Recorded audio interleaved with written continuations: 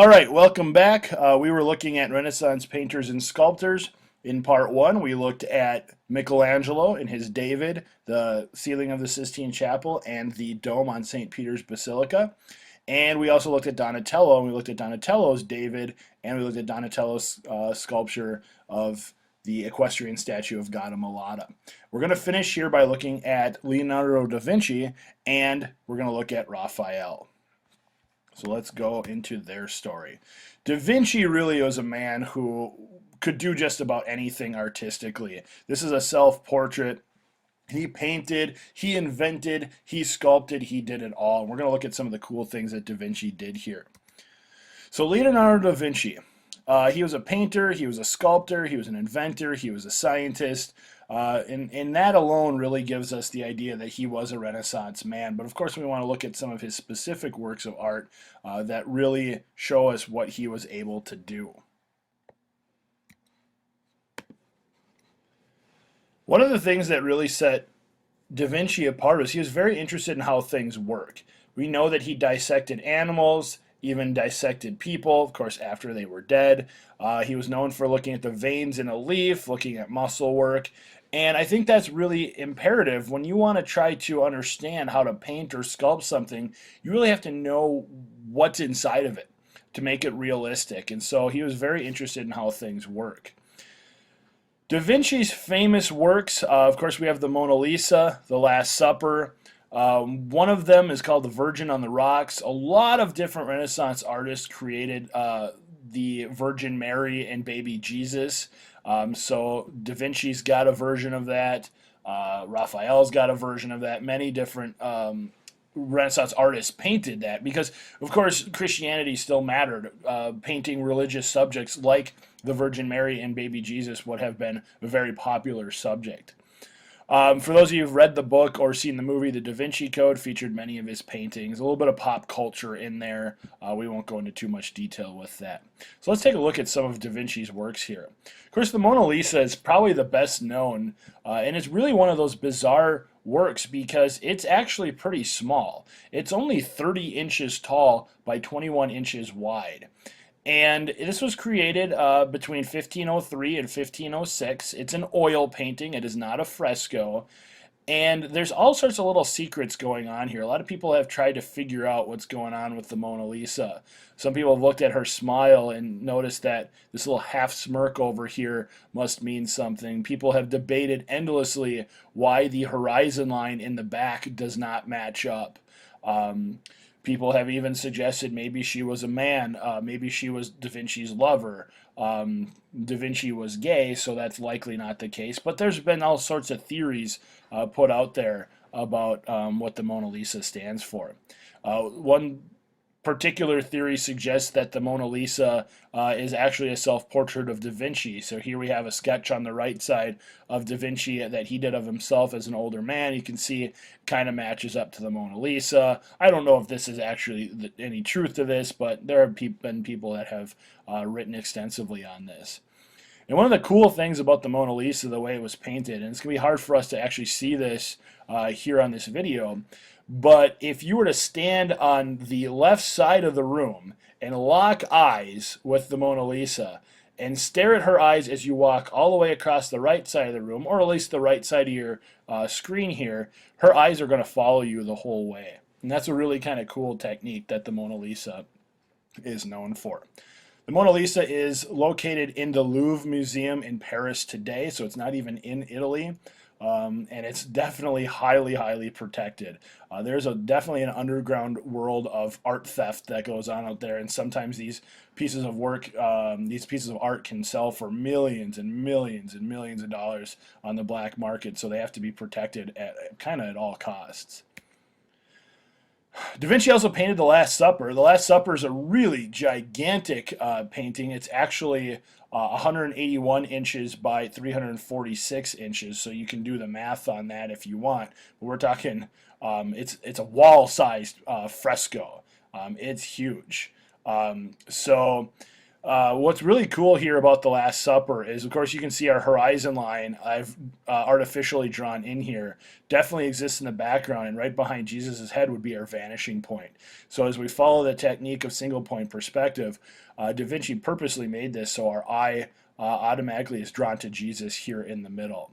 And that's a really cool technique that not only provides realism, but certainly is symbolic, given that Jesus is right in the middle there. So Last Supper, that's in Milan, which is also in Italy. It's gigantic. Here's an image of it. Sorry, it's not very clear, but at least gives you an idea of the size. And it's actually in a monastery, and this monastery was almost destroyed during World War II.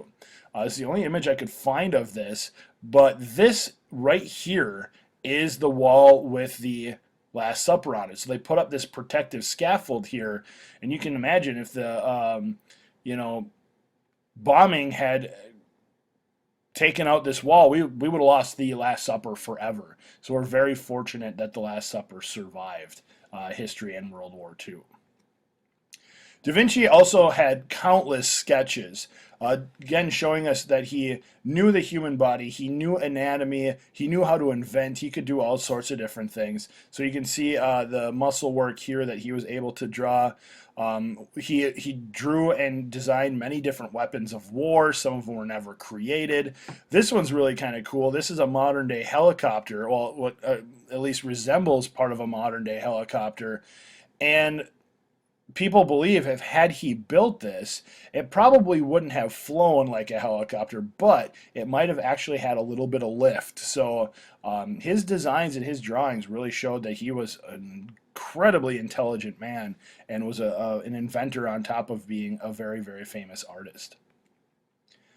Our last artist that we're going to look at here is Raphael. This is another self-portrait. Just about all of these portraits that I've shown you of these artists have been self-portraits, which is something that these artists often did as they painted.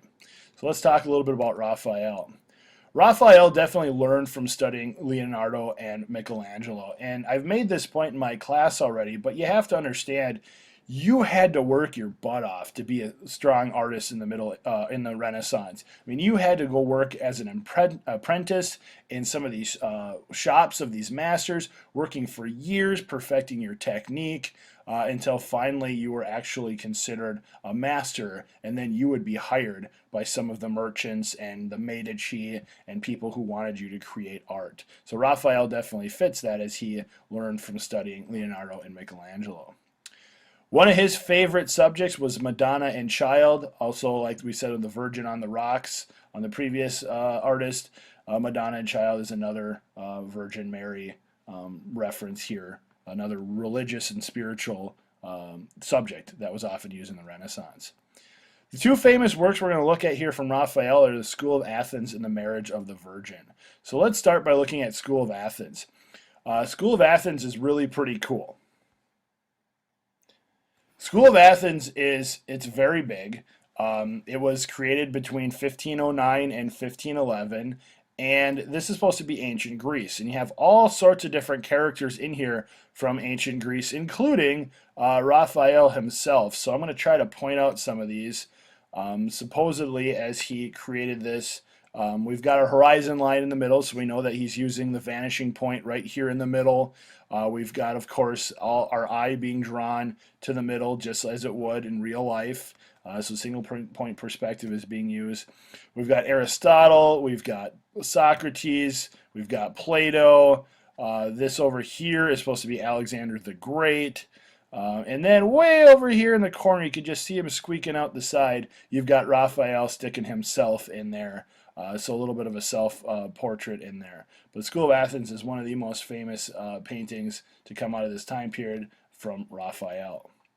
He also painted Marriage of the Virgin. Here again, we also have single point perspective going on. So you've got your horizon line, and right behind this building in the back, you've got your vanishing point. So very famous painting here from Raphael. A couple others that we want to definitely mention. Botticelli, we looked at Botticelli's The Birth of Venus, very famous painting of this time period. I'm not going to go into a lot of detail here, but I think we've seen this one. Many people have made different images of this, different spoofs of it. So it definitely becomes one of the famous pieces of art from the Renaissance. All right, let's come back to our constructive response question. Even though we looked at 4 different artists today, we looked at Michelangelo, we looked at Donatello, Da Vinci, and Raphael, the question focuses on Michelangelo. So the question says, evaluate the accuracy of the following statement using specific examples. Michelangelo was a Renaissance man. Well, again, we want to start with knowing what a Renaissance man is. A Renaissance man was somebody who was an expert in all areas of study. They could paint, sculpt, write, build, ride, wrestle, all sorts of things like that. Kind of, you think about our day here at school, we try to teach you to do a little bit of all of those things. Well, we looked at some of his key works. For example, the painting of the Sistine Chapel ceiling, one of the most amazing works of art in all of history.